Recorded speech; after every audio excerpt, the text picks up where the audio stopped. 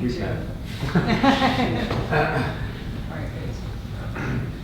Okay, I'm going to read a short statement before we begin, but we'll also introduce ourselves as well. Thanks for being here. So my name is Kevin Harrington. I am the Director of Global Supply Chain for Acorn Pharmaceuticals, which is a mid-sized pharmaceutical company north of Chicago.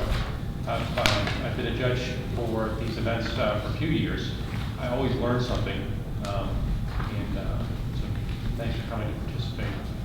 The other judges will introduce themselves, we'll read a brief statement, and then we'll begin. My name is Janet D'Elia, and I'm a senior manager with Glendale Company. I'm here the Business and Ethics Conduct Program. We have 15,000 employees worldwide, and thank you for having me here. Thank you for coming to this competition. I think you'll learn a lot, hopefully, from our comments. So keep that aperture open, and a good dialogue is always beneficial too. So. I'm John Truslow. I'm the Director of Ethics and Business Conduct for BAE Systems. BAE Systems is the third largest global defense company in the world. Okay. So, Well, you actually did. and by the way, could you introduce yourself? Yeah, absolutely. Well, thank you for having us. My name is Kimberly Perkinator, and I'm staying at Thunderbird, getting my master's in global management. My name is Chris White. Thunderbird, come from Australia, and doing the exact same program, Master of Global Management. I'm Vilma Mehra. I'm coming from India, also at Thunderbird. Well, we have an honor council at Thunderbird which works with Lincoln Center of Applied Ethics at ASU, and we represent the honor council at Thunderbird. My name is Zoltan. I'm from Hungary, and I'm also in the same program. My name is Gaurav. I'm from India, and I'm also representing the Honor Council for Thunderbird. Thank you for having us. Welcome to Boston. Excellent. Thanks. It's a bit different from Arizona. A little bit cooler. Are the summaries, is the summary in here? Am I Summary's missing in it? the book. It's right up front. It goes by school. ASU. So. Okay. Oh, I'm sorry, it's not by Thunderbird. What is No, it? I was It's doing. I did that okay. first. It's Very right. first. Very first. Yeah, sorry about that. No, that's all No, right. that's okay. I did the same thing. Yeah, good, thank you. Okay. So what happens when you get bored out? Okay, so I'll read a brief statement just sort of explaining this situation, the scenario. I'm sure the judges have heard before you as well, but it gives me the choice to enjoy the sound of my own voice. Okay, so first of all, in this part of the competition, you are taking on a fictional business identity and assigning a fictional business identity to the judges. Please make sure everyone knows who you are and who they are before you begin. You will have 25 minutes, plus a 5-minute cushion, to describe the legal, financial, and ethical dimensions of the problem and to recommend a solution that passes muster on all 3 counts. During this time, teams will be uninterrupted, and when you are finished, the judges will ask you questions for 20 minutes. I will ask the first question and then turn it over to the other judges. During the Q&A, both you and the judges will stay in character. After the Q&A, the judges will give you feedback outside the role playing that we are engaged in. Some important things to keep in mind. The ethical aspects of your analysis are the most important part. However, these should be described in a simple, practical, common sense fashion. Using technical philosophical terminology or basing your argument on religious or theological grounds will be considered a serious weakness. Similarly, any member of the team reading an integral part will also be considered a major mistake. Although you may use notes during this presentation, every member of the team must have some form of speaking. Okay, any questions? Okay, we're ready to begin. All right. Good morning. My name is Chris White. I'm joined with Kim Perkinator, Vilma Mehra, Zoltan Nagy, and Gaurav Shetty. We represent a consulting group from Thunderbird School of Global Management. So the case we'll be discussing with you today is the most recent one of Apple versus the FBI. What we'll be doing is basically just taking a look at all the ethical issues behind that case. So to run you through what we'll talk about, we'll start with a brief introduction to the San Bernardino case, which kicked it all off. We'll then go through 3 aspects: the legal, the ethical, and the financial dimensions. Before actually incorporating that into a global context, we'll start looking at how this case is not actually just in isolation. It actually affects businesses worldwide. And and then we'll wrap all that up in a summary before proposing our recommendations for you. So a brief background to the case, which I'm sure you're already familiar with. This happened just in December last year. So in a shootout over in California, San Bernardino, 14 civilians were killed and 22 were wounded. 2 suspects fled the scene. They were pursued by police. They were killed, and the only evidence that was recovered was a cell phone and an Apple iPhone. Now, this is where the problem begins, because police wanted access to this phone to gain information that may or may not pertain to the case or a wider terrorist network. Well, this is when Apple gets involved. In order to understand the deeper insights of this issue, it's very critical to understand how Apple's encryption and security protocol works. So whenever a user enables a passcode key in an Apple phone or a device, what you do is you enable a data protection system. Now these passcode keys work as basis for an encryption key, which later gives you access to these file contents. Now it is impossible for FBI to access these file contents without these correct passcode keys.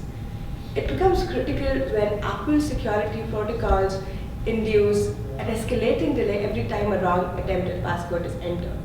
After 10 wrong passcode, it automatically delays the file contents. So the options in FBI are limited to 2, which is 1, crack this passcode key in less than 10 attempts, which is almost impossible. Second is to ask FBI to weaken their security protocol so that they can gain access to these file contents. Now, what FBI chooses to do is take Apple to the court and make them legally liable to do the second option.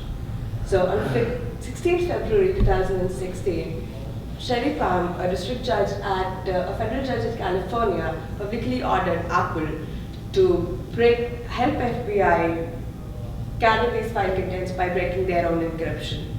And this is when it became a lot more complicated and the Apple versus FBI legal debate started. 2 main acts which were the basis of these orders was Communications Assistance to Law Enforcement Act, that is CALIA, and All Writs Act, which is AWA. Now, Communications Assistance for Law Enforcement Act is only applicable to telecommunications companies. Apple in this context is not a telecommunication company, but a technology services company. So according to us, this should not even be applicable to Apple. Now, even when it is applicable to Apple, the Act clearly states that a company is only liable to provide information in case they own the decryption keys. But in this case, Apple does not even own the decryption keys. So the citation of this Act in this case is a little unreasonable. Now, the second Act which was used was All Writs Act, which basically is a stopgap which enables law enforcement agents to get all writs possible in order to access certain information as need arises. Now, this is only applicable in case there is no other law which inhibits FBI from getting this information for Apple. But software in legal context is speech. So when you're asking a company to create a new software, it's inhibiting their freedom of speech. So this is why this case holds utter importance, because it not only uses AWA in a context that violates a company's right to freedom of speech, but it also sets a legal precedence for the entire industry. And actually, this is quite an important aspect that we talk about. So the concept that basically every year Apple gets about 3,000 requests from law enforcement to open up their products or their phones for law enforcement to access information that may or may not relate to specific cases. They currently refuse those requests. However, if Apple were to succumb to the FBI's request in this case, that would set legal precedents for this to occur more frequently in the future. The other important aspect, though, is it doesn't just pertain to Apple and it doesn't just pertain to the US. If this precedence was set, potentially this could open up a whole new ballgame for other nations. Now, that makes the problem a whole lot bigger than just what we're looking at right now. So really, what we see is this case is a big cliffhanger for a lot of businesses that are in the industry. Not only will the outcome potentially challenge the independence of businesses to govern themselves without government interference, it also undermines the laissez-faire markets upon which our global economy is built. The concept that businesses run themselves and governments stay separate. And lastly, as we said, there would be legal precedents for this to occur in the future. So I'm going to talk about the ethical implication of this case. So in each case is dealing with individuals' personal privacy. We believe that Apple needs to analyze each situation in light of two ethical frameworks, which is utilitarianism and deontology. So utilitarianism is originating from the English philosopher Jeremy Bentham. He claims that all actions should be directed towards achieving the greatest utility for the greatest amount of people. On the other hand, deontology, the principle-based ethical theory, the opposite of utilitarianism, it's an ethical position that judges the morality of an action based on the action's adherence to a rule or a set of rules. So why is it important to analyze each case according to these two ethical frameworks? It's probably best explained by the author and humorist Mark Twain.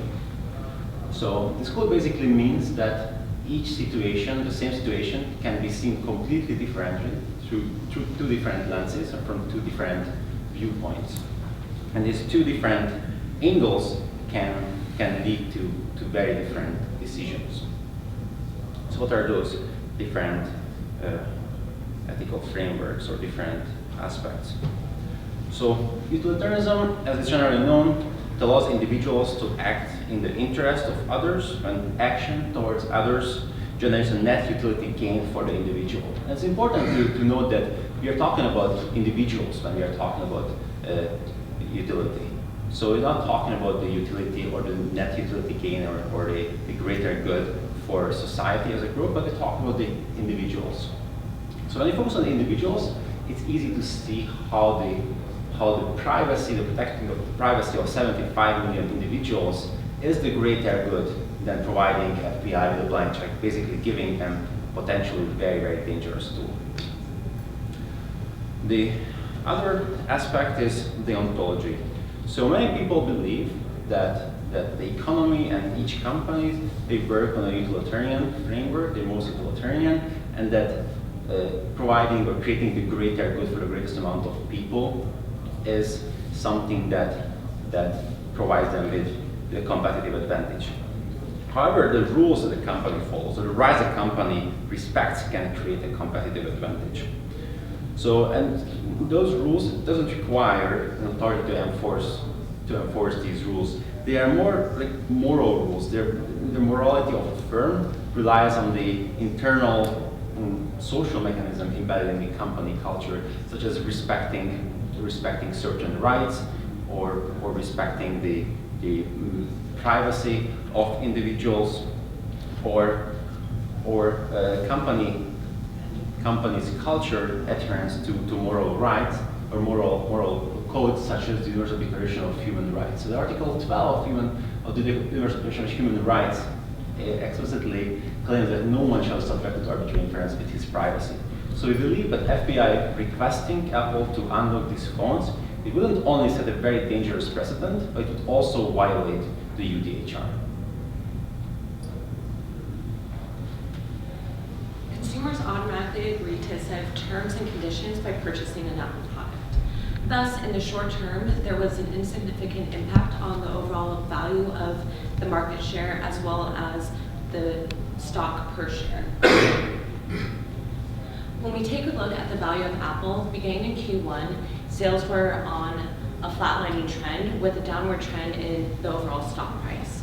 When the FBI announced that they requested Apple's assistance with the encryption, the market value of Apple stock was hovering around 14% below the current price of 108. When the FBI announced that they had hacked the terrorist iPhone, we saw actually the following day a rally of 2% in the overall price of Apple. Thus, when it comes to the overall share value of Apple, the bottom line is that consumers really aren't impacted unless the overall business operations of the company are impacted. Because Apple was able to mitigate the risk perceived by consumers within such a short period of time, we didn't see any short-term implications on the overall market value. In terms of market share, Apple dominates the US smartphone share. As you can see, their current market share is about 43%. Their nearest competitor, Samsung, is about 27%. Apple has a strong and loyal client base. They have 90% retention rate. This is primarily due to the clients or customer stickiness to the Apple products. They have an integrated operating system as well as legacy apps, which really retains the consumers to use the Apple product. iPhone sales are expected to drop this quarter, but this isn't necessarily due to the San Bernardino case. This is the first time that Apple is experiencing a drop in overall sales in the 9 years since the iPhone was introduced. And overall, globally, the iPhone represents about 68% of Apple's overall revenue. However, consumers are not expected to be influenced by the San Bernardino case and their choice of choosing an iPhone versus the competitors.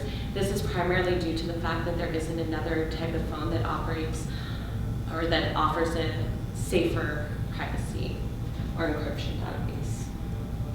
As far as the long-term ramifications, even though the San Bernardino case didn't have any short-term ramifications on Apple's finances, long-term we see really two issues. One is broken down into the research and development, and the second is the overall goodwill. So when we take a look at research and development, on an annual basis, Apple spends about 3% of their overall revenue on research and development. In comparison, their closest competitor, Samsung, nearly doubles the amount of research and development at 6.5%.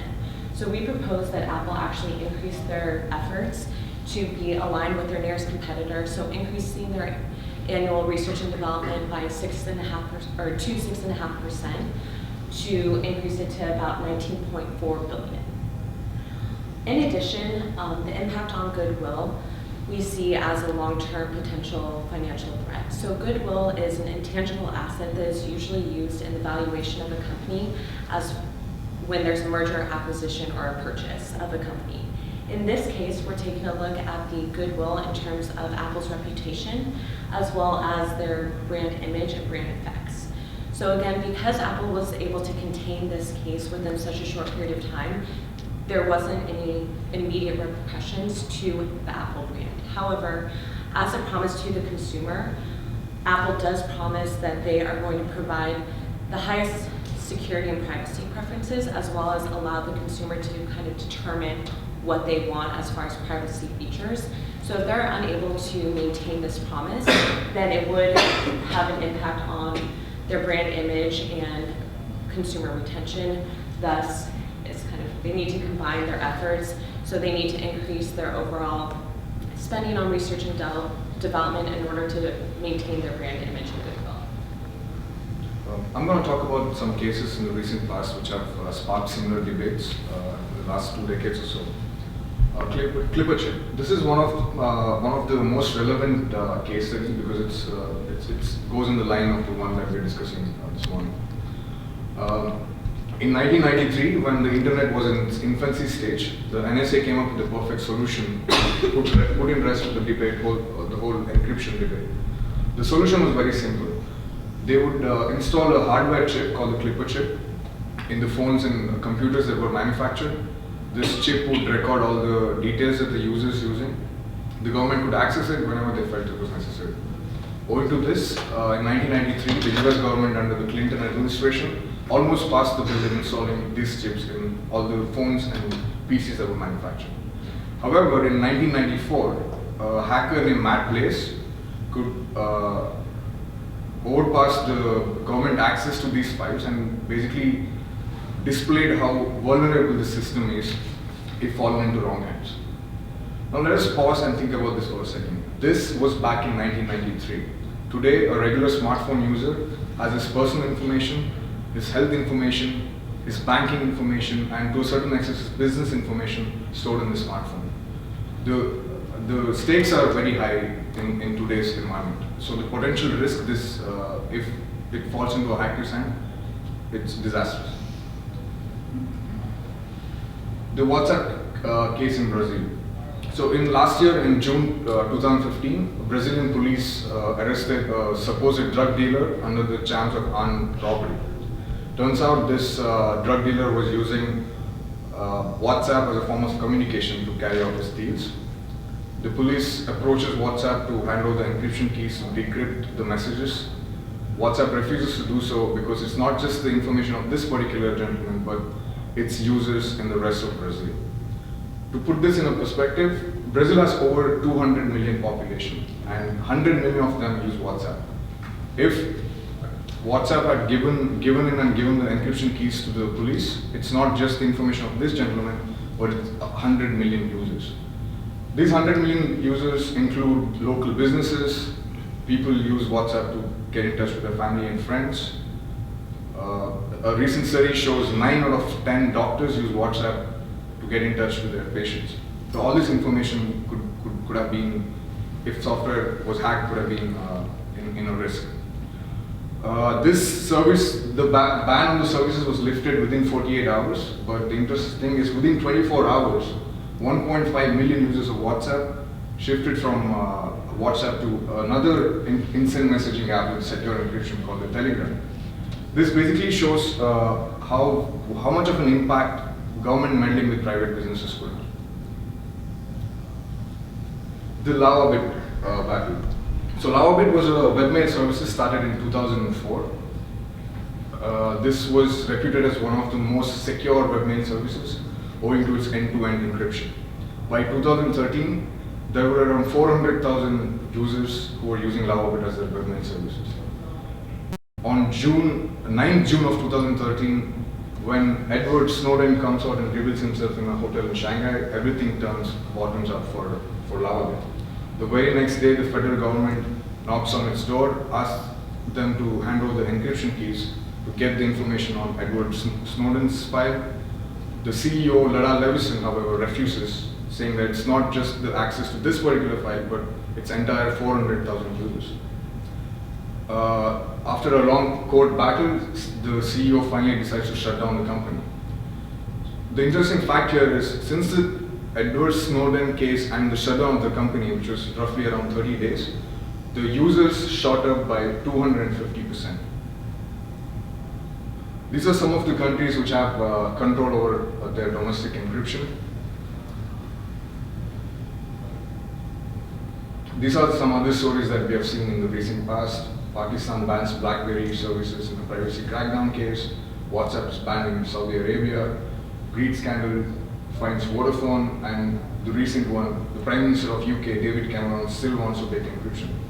Finally, connecting these cases to the one that we're discussing today, if Apple gives in and writes a software, it could have a snowball effect.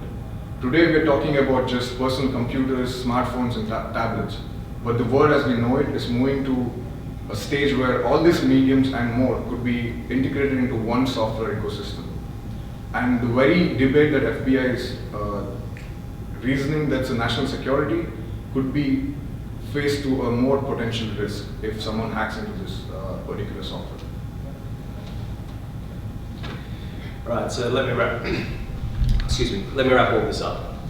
Basically, what we agree with is that Apple needs to continue to fight. They need to continue to fight law enforcement in keeping law enforcement, government, and business separate. Why is that? Because really, if government were to meddle in business, the costs on business and also consumers would just be too great. Firstly, it would financially impact private businesses, as we've seen in some of the cases we've discussed today. It would be an unfair impact in terms of them in relation to their competitors. Also, as we discussed, it would undermine the fundamental concepts upon which our global economy is built, which is government and business stay separate. And lastly, and probably most importantly, most relevant to all of us, is the fact that it would put at risk the security and privacy of every single private citizen. as we've discussed, it's not just about Apple, it's not just about a single iPhone. For Apple to unlock that phone would have been unlocking all iPhones. And sure, even if the US government is responsible with how they deal with that power, hackers may not be. And then so you're jeopardizing the privacy and the security of every single person who uses an iPhone for a single court case. So what are our recommendations? Well, in light of what's happened, the first thing that Apple needs to do to protect themselves from the financial impact is definitely boost their security, boost their encryption, and restore that market confidence in their product. The FBI has already demonstrated that they can hack the Apple iPhone. Consumers who are concerned about their privacy and their security will definitely be taking this into consideration, so Apple needs to respond to that. Secondly, and this is longer term, Apple, as well as other businesses which are under threat of government censorship or government interference, they need to start working to protect themselves from governments interfering in their business. They might be doing this through lobbying, firstly within the US, but also globally. Basically to revise laws or develop laws that will protect them and their consumers and their right to privacy. And lastly, we do recognize that national security is an important issue. How do we maintain this whilst keeping business and government separate? We would recommend that Apple work within its power to mitigate the risk of future misuse and abuse of their encryption and the security technology, but not at the cost of their brand image or their customer security. So that's our presentation for you today. Yes. So, fundamentally, okay, what is the core issue? Okay. Specifically, begin with what is the core ethical issue at hand? Okay. So the core issue is the rights of governments to interfere in business. That's really what we're getting at. The entire concept of which one is the greater good. Because as we see here, Apple's not just representing themselves. They're actually representing the business world in general, really. And that goes back to what we were saying about precedents. So the whole concept is that do you put national security above, I guess, the rights of every single private citizen to security and privacy? That's what we're getting at. Okay, so that's effectively a legal argument. It is a legal argument. I guess what we're talking about is it's also an ethical argument because in the sense that every citizen has the right to privacy and security. For the government to jeopardize that would be an ethical violation. Are you familiar with the Sarbanes-Oxley Act? No, I can't say I am. Okay, so that's where the government did get involved with business, where they imposed many controls and regulatory actions on basically anyone that was trading on Wall Street because of people like Bernie Madoff taking people's 401ks and setting up Ponzi schemes. So in that case, it was very good that the government got involved in business. So I liken this to, in some way, to that regard when you present that as an argument. Yeah, no, thanks for that. Do you, I want to go back to your introduction, Yeah. and where you say that the phone was the piece of evidence. Yeah. And the word arbitrary comes into my mind. I see that. Was that phone an arbitrary phone that they picked up, or did they know that that phone belonged to that person? That phone belonged to that person. So what happened was this phone is the official phone of Syed Karuk, who was charged for plotting that bomb blast. And these two terrorists were killed in police incident after the police chase. And they had smashed their personal iPhones. So that is completely out of the story, that this particular iPhone is the official iPhone which was provided to him by the government. So it's a government iPhone and they know for sure that it is theirs. But again, it becomes a point of understanding how important is this particular information in this phone when you know the fact that 2 other phones have already been smashed off. So then you begin questioning that how relevant is the information for which you're asking a backdoor access to. And that's when it became an ethical dilemma for Apple, whether or not to comply with a government demand or a court order, or fight back in a judicial way to save their customers.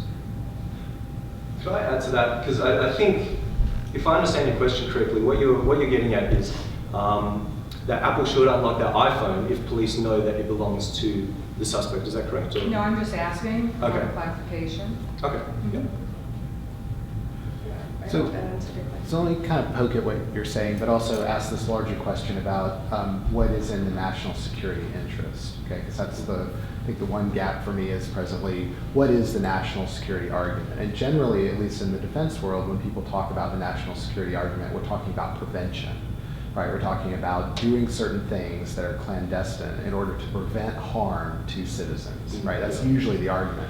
What seems to be unique about this particular case is that it's part of an investigation into past events, right? But what I'm not hearing advanced is the national security argument I normally hear, which is we're going to do these things that we all find morally reprehensible in order to save lives.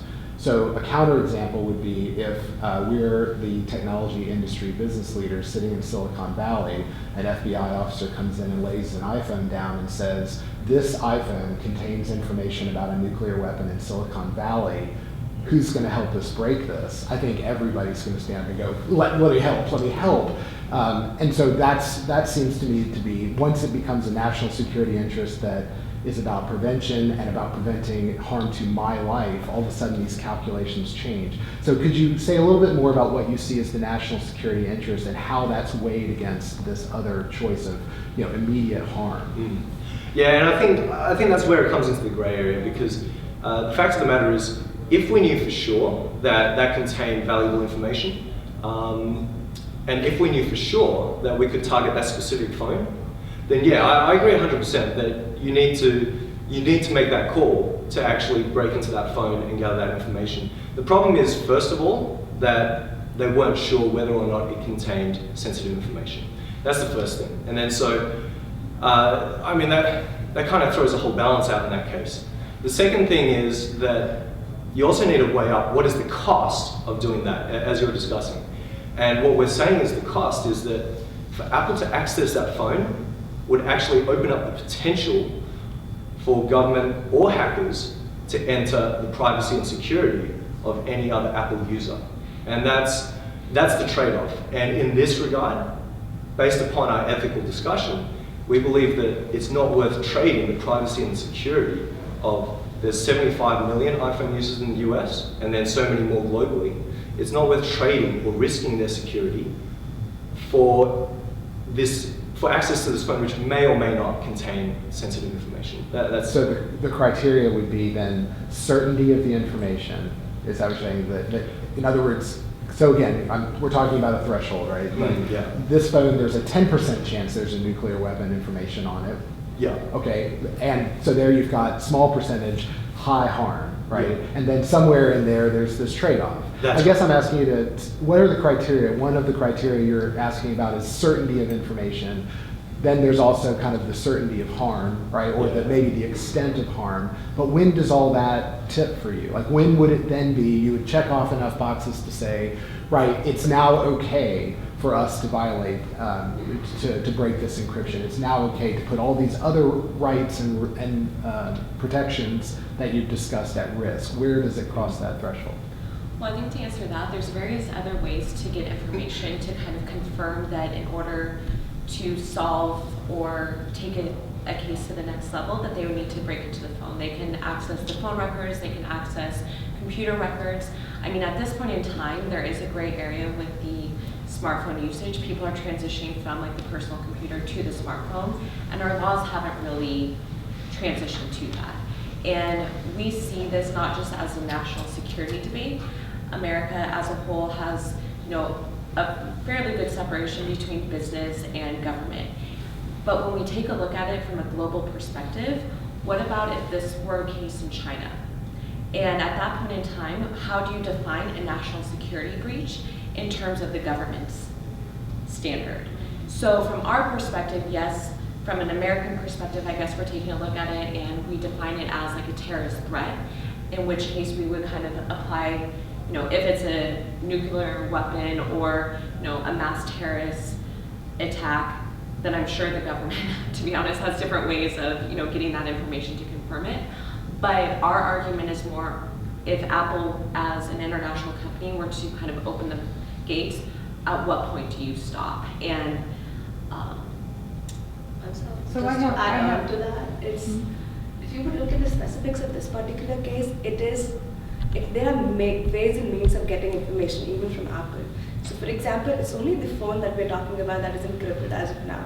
But the Apple Cloud is still accessible. And FBI did approach them and they did give away all the data that was there on the cloud. So, and the phone was not backed in the cloud for say 7 days. And that 7 days is what the FBI is asking for. So for 7 days of information, and that too, they could not get because they themselves they reset the password themselves before even going to Apple. And that's when the problem started. That's when they couldn't even get the data, which is latest. Otherwise, Apple could have done something and they could have backed up the phone to the latest cloud and given them the information. But since they reset the password, they couldn't do it anymore. So it would be more critical for a company like Apple or Samsung, who are international in nature, to lay out processes in which when they deal with governments. So when is FBI actually supposed to approach Apple, at what stage, to get the maximum out of the phone? So even if it is, say there is 10% probability of getting something, it would be better if you reach this company and approach them, not at the end when they have exhausted all your own measures, tried, tested, failed, but before, so that they could actually come out with possible solutions where Apple could help FBI the best possible way. So the recommendations that you made, the second one was to work with legislature and to lobby. And I would like to ask, do you think that Apple has an obligation to not just directly work with them, but also work with their peers in the industry? Because I would think I don't think it should be something that's far off in the future. I think it should be something that's almost immediately done, considering the risks that are out there.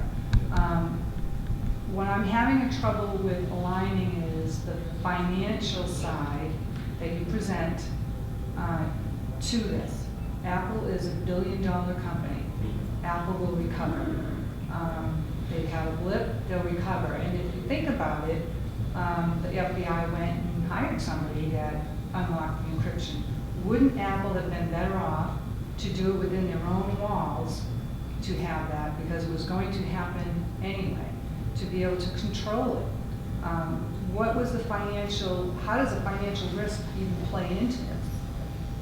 So as far as that goes, I mean, since Apple was really able to contain this in such a short period of time, when we take a look at it, again, kind of from the market share and the overall valuation of the stock, it didn't impact the overall consumer. But from a long-term perspective, they do need to increase their initiatives in order to prevent a decline in smartphone sales.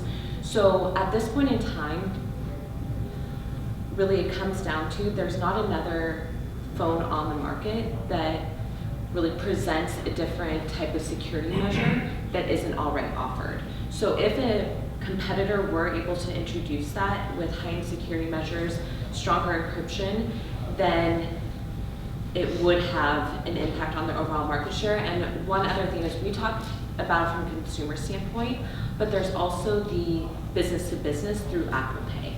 And if there are basically security breaches within that, it does jeopardize the relationships that Apple has by trying to promote the Apple Pay. So this is what I think is the true ethical dilemma here. Is Apple enabling terrorists by protecting their phones? Is it more important for them to enable that protection of those terrorists than to have come up with a specific set of guidelines in which the FBI does have access to people's phones when specific situations arise? This isn't arbitrary. This was a person, they knew who it was. This isn't somebody that they're walking by and picking up a phone and say, hey, Apple, unlock this for me. This I put into an alignment with the old-fashioned security warrants when you have a murder on the street. Well, I think that Joe did it. I need a security warrant for their apartment, and they're given a security warrant when there's due cause, right? Yeah. So this is what I liken it to. This is in fact a security warrant on something that someone privately owns. So at what point does that person lose their right to privacy? And I challenge you to understand, is it truly encrypting all phones, or is it just coming up with something that gives them access to that passcode to that phone and in a very controlled environment? Well, I agree with you. I guess the issue in this case is Apple does have procedures had the passcode not been reset. And once it was reset, they literally did not have the technology to go in and change that. So that's when it became the encryption breach. But we do agree, I guess to a certain extent, that the laws haven't been updated to reflect the current technology. So, I mean, in part, we mentioned the lobbying, but there is also, I guess, a need for the government to update those laws to include the smartphone in its security laws. Because had they had a warrant, then yes, it's a legal document that really Apple has to do that. But in this case, it wasn't. There isn't a warrant for that, and Apple would have complied had that FBI come to them initially to basically link it up to the iCloud, but they weren't willing to necessarily create a whole new set of, I guess, encryption technology in order to unlock that, which they hadn't already provided because they saw that as a security risk to all the Apple clients worldwide, not just that one phone. If it was as easy as just unlocking that one phone, then they would have done it. And they have done it time and again in the past as well. So, but what happens now is what FBI is asking Apple to do in this particular case is to create an entirely new software. Now, this is where it comes into their, it becomes an inhibition to freedom of speech for them, because you cannot go outright and ask a company to create something all new altogether by forcing it on them by judicial order. So that's what we talked about when we talked about legal precedents. So Apple also ethically is responsible right now to make sure that they do not give that stance, because once you do that, all its acts could be used on any business to develop anything, because this legal precedence is already created. So tomorrow, say, the federal government could come and say, we have a rule like that, and we would want Apple to say, create a software that turns on a particular iPhone's camera when we want it to. So now it's about what can happen with having a legal precedent as such in the United States. Do they have an obligation to their customers then to work with the company that did crack the codes? Because as of now, there is the potential that someone can crack the codes. Yes, that's why we mentioned that they need to increase their R&D budgets and get their encryption on par. And they also, that is something which is given, that Apple needs to work on their systems more. So it's more like hell will fall through if this doesn't happen, if we break the systems. And well, it's broken now, so what happened? Just for clarification, were they going to pay? Was the government offering to pay for the services, or they just demanded that Apple do it? I don't know how that was. Yeah, so that's from our reading of the case that there would be no payment to Apple for that service. Wow. So as you said, they just demanded it and said, you will now be producing software that does Yes. this. Yeah. I see. Yes. I have one last question. Okay, so there were 2 points in the presentation that made a significant impression. One is, if I understood correctly, please correct me if I'm wrong, that unlike perhaps some of us may have had the impression in public, by virtue of the media attention on this case, that this case was somehow a precedent or the first time occasion where law enforcement was requesting Apple to assist them by virtue of breaking encryption. But in fact, in the follow, there were 3,000 similar type examples in one form or another over some recent time period. So to make a statement, this inevitably will continue to be a source of tension, for lack of a better word, between government and legal authorities and Apple and Apple's competitors and like companies in the industry is perhaps an understatement. The other is, if I follow, again, as long as some human beings will encrypt things or try to create codes with secrecy, there will be those who will seek to break that encryption, crack those codes, and disrupt that secrecy. So we're perpetuating a cycle here, if I follow. So in that context, to break this cycle of more sophisticated codes and more sophisticated code breaking, further examples of issues that internal legal authorities are looking for the support of industry to get past these codes. How can we break that cycle and that tension? Yeah, that's a really good question, because I guess what it becomes is a technology race, isn't it? So industry is streaming ahead and they're trying to outrun the hackers. What the solution to that is, I don't really know. But what we do know is that security and privacy are things that the customers value. And that's what we saw in the LoveBig case, when their customer base increased when they stood against the government's requests, but also in the WhatsApp case where users jumped ship to another company when the government was requesting that WhatsApp break their encryption. So I guess it's a hard one to answer, because on the one hand, businesses trying to meet the needs of customers is getting themselves into that technology race, and people who, I guess, want to conduct criminal activity, they're always trying to break that. Well, and I think also to address that is right now we are kind of at that inception point where technology is increasing drastically, and it has been for the past, say, 30 to 40 years, and the laws really haven't been updated to reflect that. So it's always going to be technology is racing ahead of the laws, which are notoriously slower. And so it's not necessarily finding a way to prevent, I guess, a technology plateau. It's maybe redefining potentially what customers expect out of their products. Because right now, part of our issue is we believe that the customer privacy should be the #1 priority, but who's not to say that in 5 years, 10 years time, that national security takes priority over the individual consumer, and that would be reflected in kind of the terms and conditions of purchasing an individual product. And the smartphone in and of itself is really within that gray area, because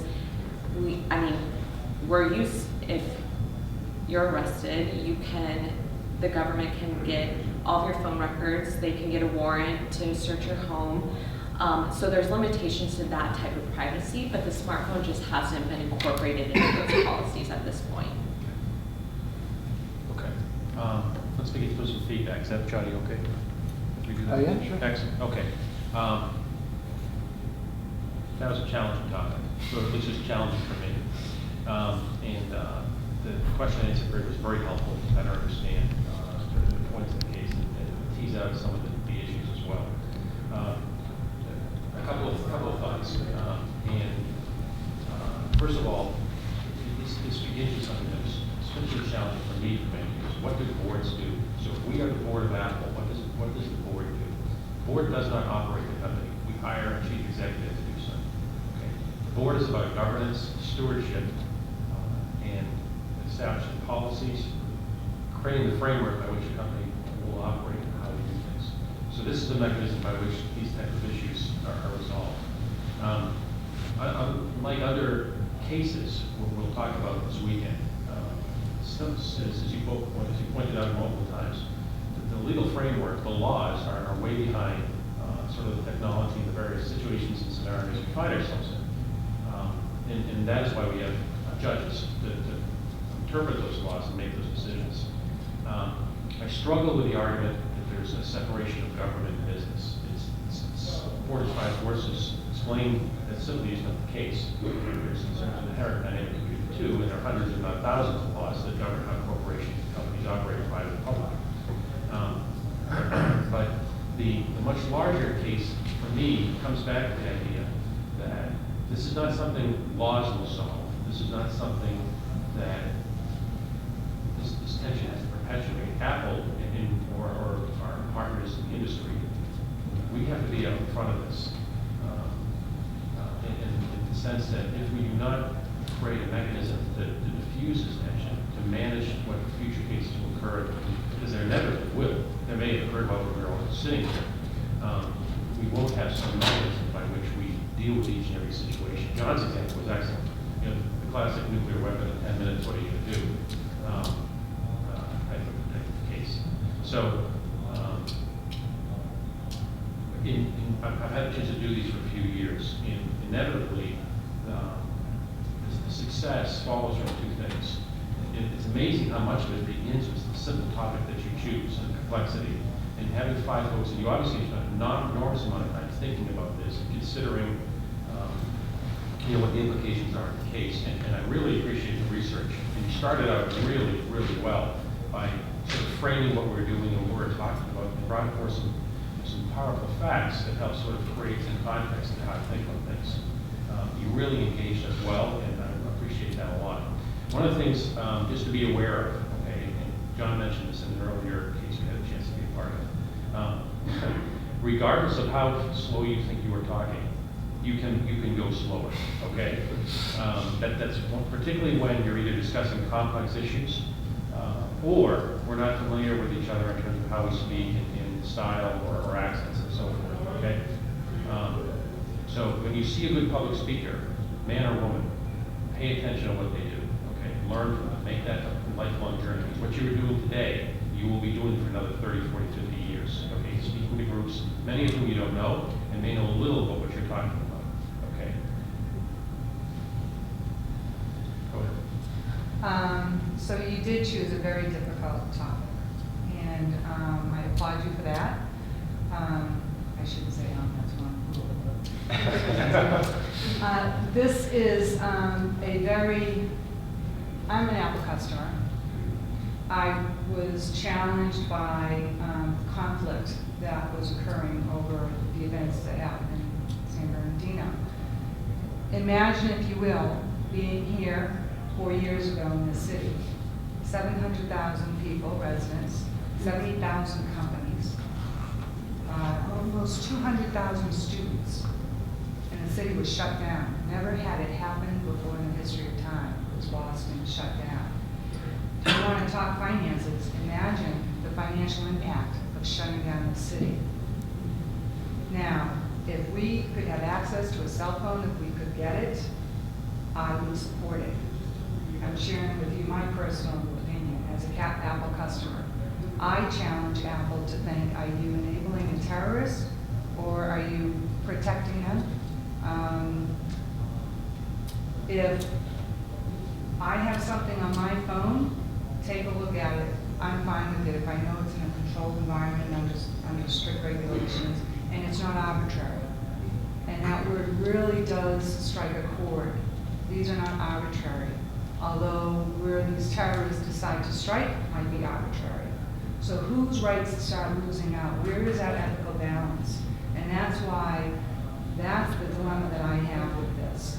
And I understand, and I ask you to listen to this perspective from a person that's local here in the city, that lived through that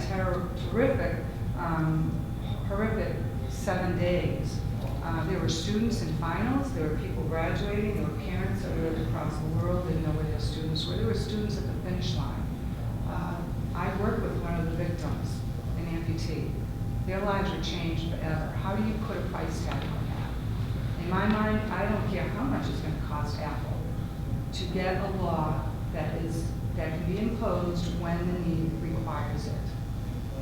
That's my personal position, but I share this with you because I think it's an opportunity as earlier career future employees. I have children your age.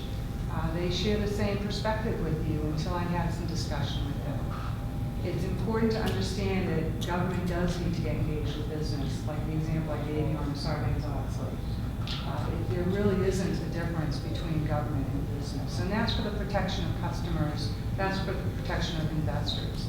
So this is one area that Apple does have an obligation to engage with their competitors in this industry and in this market to come up with laws and regulations that will enable the FBI as well as global investigative services to start having access to terrorist property.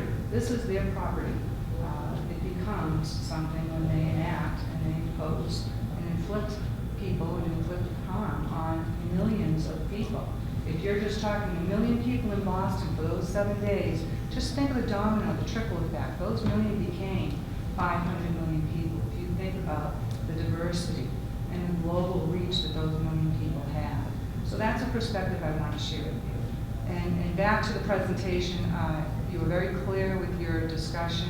I echo the sentiment about slowing down and having a discussion, but I also want to echo that. There was one slide that I was reading, I didn't get a chance to read it. It was kind of quickly turned, so just keep that in mind as well. Double check your summary. There's some typos, small typos in there. And I'm glad you're participating in this competition. Thank you. May I say something just? Yes. So in regards to what you're saying, I completely agree with you. And kind of interesting take on our aspect is that we're primarily international. And so I'm the only American, and we had this discussion. I actually had kind of a different perspective than our team, but we decided to look at it from a global perspective. And internationally, the U.S. is still considered kind of, as far as the top innovator in security and privacy, so forth. And so at what point in time does that really trickle down to other countries that already have maybe more unstable political governments or not as strong of an economy? So that's kind of where we're coming from. But yes, we definitely had an internal debate about everything, especially obviously. This is a very global city. Yes. There's not much, this is probably for the country aside from LA. It's a We were very talking about international based city, so. Yes, and we're happy to be here. So thank you. So the danger here is that this is going to turn into a debate between the judges, right? Because I actually disagree with everything they've said. And, you know, I believe that the protection of fundamental human rights and the rights to privacy are paramount, right? And so I believe that there ought to be an extreme separation between government and business, and that government almost universally harms societies when they interfere in private practice. So, I will now, I want you to understand that there is a difference in opinion. All right, so let's talk about the presentation. I think that I thought you did very well. I think you guys are very poised and very intelligent and very articulate. And I don't want anything I say here. I'm going to give you some guidance, some just feedback on how I think you could make the presentation stronger. I always want to see alternatives, like what else could Apple have done, right? And I'd like to see how those alternatives compare to each other, right, and to the overall principles. Because I think in describing alternatives, what else could Apple have done? Could they have said, hey, hey FBI, if you rescind your warrant, then, or if you rescind your order, maybe we could have a private conversation. Whatever your ideas are, you must have come up with other alternatives. And by discussing those alternatives, I think it would have brought out some of the fundamental principles that you were already weighing. So instead of talking about what philosophical principles are, I think that what you could say is, in the comparison of these alternatives, you see that we care about the certainty that we'll find the information, or the harm here is relevant, and here's where we think that harm matters. And when we cross over this threshold, this is how we're measuring harm. In other words, I think you could become more. You could illustrate more what your criteria is by using this comparison of alternatives. Does that make sense? Mm-hmm. Okay, because I got this is what you think we ought to do, but I was thinking, well, there are probably 5 other things, and if you had compared those things, I'd know more about how you're choosing between those things, and that's what I wanted to hear about. I think a lot of your arguments do depend on slippery slope arguments, though, so even though I kind of agree with you at the conclusion, I kept going, I can't go along with you necessarily when you say, if this happens, then there's this danger of all these other things. I'm thinking, well, not really. A counter argument would be, well, you say it's a slippery slope. I say it's not a slippery slope, and we don't have any we don't have any way to unwind that between us. So maybe if you gave some additional reasons why you think if this happens, then this is going to happen, and if this happens, then this is going to happen, then at least I'd be coming along with you in your argument. But I don't just buy, well, when this happens, global thermonuclear war will occur as a result. It's like, well, there are 20 things that also could have happened instead. I think the title of your presentation is a little misleading because it is not, in other words, if the purpose is to discuss the national security debate, if that's where you're starting, you need to say more about what the national security debate is. I think what you really have is a weighing of lots of different things. You're clearly weighing ethical issues and business issues and national security issues, but legal issues and the like. But I was clued in from the start going, what is the national security debate? It sounds like what you conflated was the national security debate with a legal debate. And in your discussions, you may have had a broader discussion on national security, but in your presentation, I didn't hear the national security aspects of it. Beyond the legal, obviously you discussed the legal, and I understand that. I think that's it. That was my feedback. Cool. Thank you. Thank Yeah, you. thank you.